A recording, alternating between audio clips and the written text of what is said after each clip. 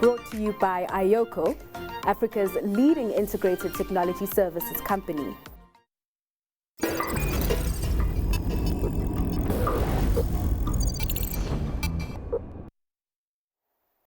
It's time for Tech Talk. Now, in the 2023-24 financial year, the National Gambling Board of SA cashed in over 59 billion rand in gross gambling revenue, with online betting being the real cash cow.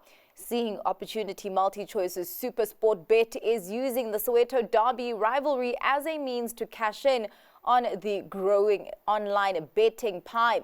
Business Day's Mudiwa Gavaza joins us with more detail. Thank you so much for your time, Mudiwa. I know that a lot of companies are pivoting in terms of diversifying their revenue streams into online gaming, but I actually didn't know that this was the case with SuperSport. So talk to me about SuperSport's play as a supplier of online gaming. A couple of years ago, MultiChoice bought a company. Fine, they didn't buy the company. Yes. They had invested, Okay. in a company. I believe they were at 20%, and then they increased their shareholding, where it sits, just under 50% now. Right, called BetKing, Yes. and that company has now changed to become Kingmakers. So that's from what I understand, it's a Nigerian-based company, and they specialize, in online, online betting and that type of thing. Okay. Now let's parlay that, excuse the pun, into, into, the world of sports betting. Yes.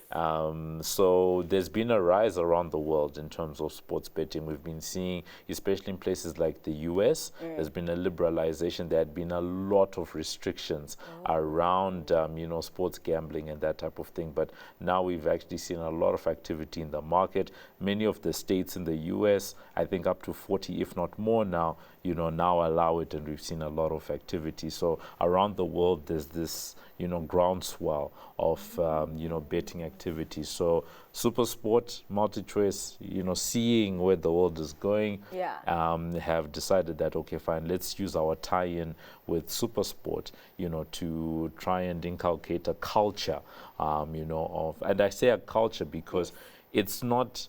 Yes, we're talking about betting and there's sports betting, but they've now, if you watch SuperSport or keep an eye on what SuperSport does, there's now a lot of programming that is also around, betting and that type of thing. So almost getting people into that culture, around that. So football is obviously a big one. And now Especially in South Africa. Especially in South Africa. And when we talk to other platforms like Sporting Bet, they tell us that that soccer is the biggest sport that's being bet on, right? So in this particular instance, they've decided, you know what, let's use that rivalry between Kaizer Chiefs and Orlando Pirates to push forward the platform. There are key words there that I have that I will dig deeper into later, liberalization and culture. But how lucrative is this for MultiChoice? It's a huge market. You mentioned the numbers just now that the National Gambling Board is actually seeing in the market. Sport, I believe, I'm trying to remember the exact number, but I think it was 3 billion out of that. Oh, number. yes. It's about 3 billion out of that number. But the biggest, one of the biggest pieces is actually casino games, right? So is actually casino games. And now there's a lot of casino games that have gone online. So you need to think of what MultiChoice is doing now as a marriage of those. They've got the normal sports betting piece, that's there. But now with these two new games, there's one, called Bucks Gold Rush, which is around Orlando Pirates, and there's another one called should be Amakosi Cash, which is around Kaizer Chiefs. These are not, it's not sports betting per se, but these are casino games, right? That are around the cultures and using symbolism around these two teams. So now, from a strategy point of view, not only are you increasing your activity and engagement on the sports side, because the sports side still happens, But on the side, you're now also drawing into the casino games aspect and drawing on some of the local sports properties, you know, to do that type of thing. And obviously with the upcoming Soweto Derby, that then, you know, drives a lot of attention to what you're trying to do. I'm trying to kind of then look at the competitive landscape and figure out how tight it is, considering that there are a lot of companies that are trying to get into that space. I mean, you have your Sun Internationals, and then you have your traditional gaming companies like Betway. Yeah.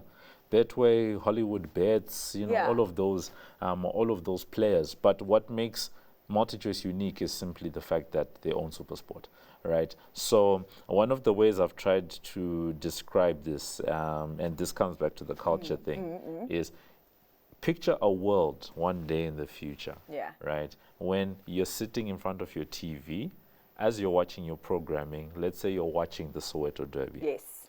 A little widget, you can have an option for a little widget that pops up, and you can place, you know, live sports bets as the game is happening, right?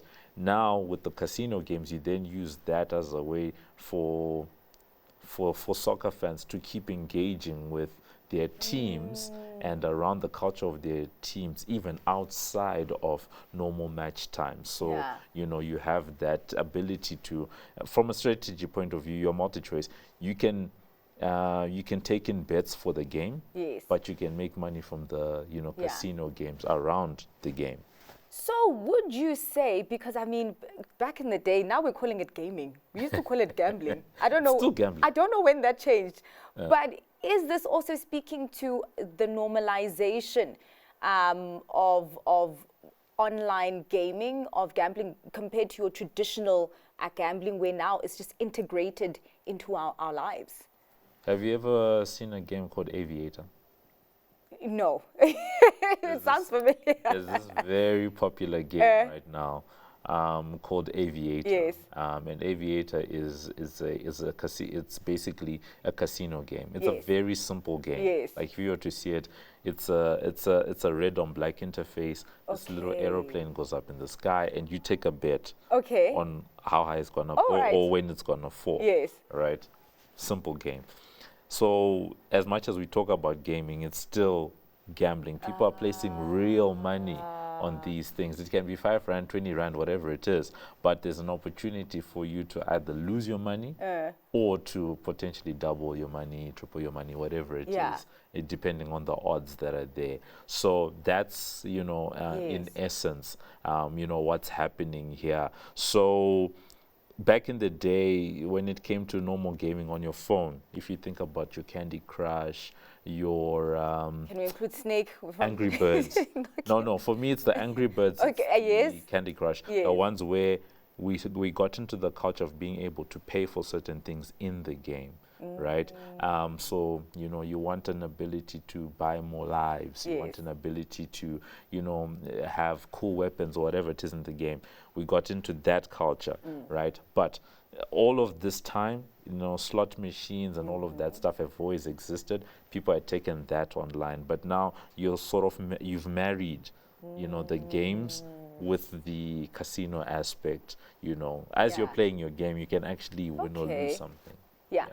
With MultiChoice specifically, I know that investors have kept a keen eye on how they allocate their capital and what they invest in. Of course, you know, platforms of the future like Showmax. So can we expect to see significantly, significant investment in the future coming from MultiChoice into this kind of online gaming sphere with appropriate and better returns?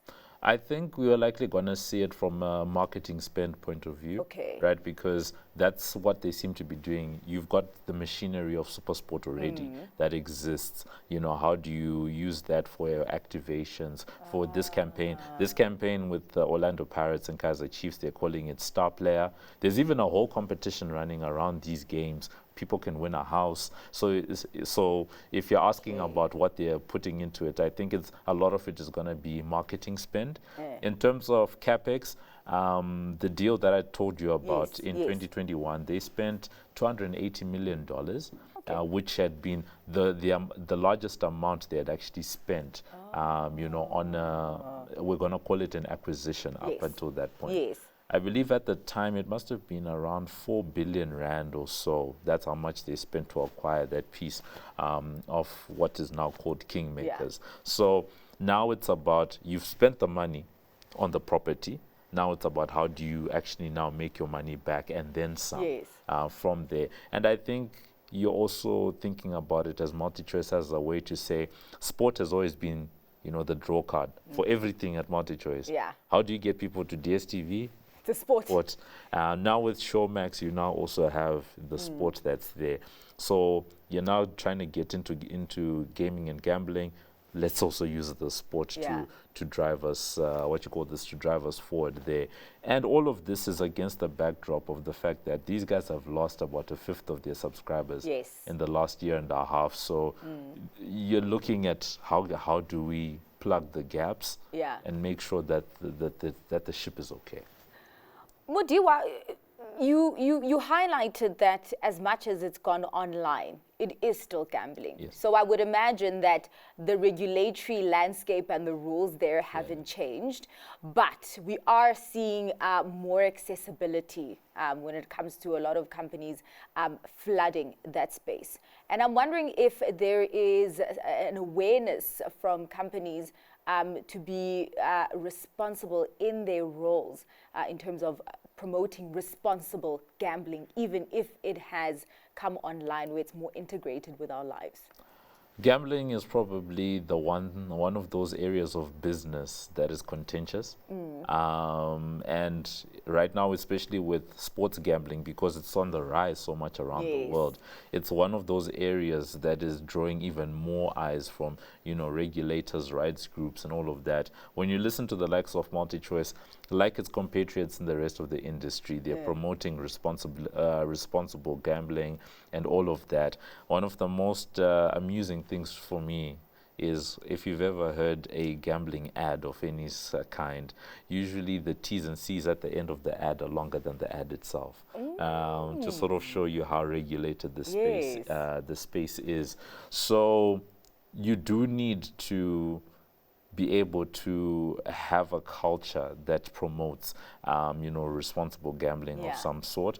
A lot of people would actually even come out and just say, why are we even making gambling a business as a whole? And if you think about it, that's why in places like the US and in many other parts of the world, they just didn't allow for, sports gambling as a whole. Since liberalization in the US, as more states, because up until recently, we had that famous notion that if you want to gamble, you go to Las Vegas and places like that. But now, more and more states, and almost all the states, you can now, do it freely. And it's now introduced an interesting dynamic into professional sports. There have actually been a couple of high-profile cases with the NBA, with baseball, with the baseball league, etc., with players throwing games and all of that. So there's a lot of murkiness. We just have to be honest. There's a lot of murkiness that now comes with something like this. But the culture of betting isn't anything new in South Africa. However, it's being introduced to new groups of people and being made even more accessible. You know what I'm actually interested in? Just looking through the numbers in Las Vegas now that we've seen a rise in online sports betting. I don't know, or maybe still people go there to get married. I don't know. But anyway, thank you so much for your time and for your insights there, Mudiwa. That was Business Days Mudiwa Gavaza.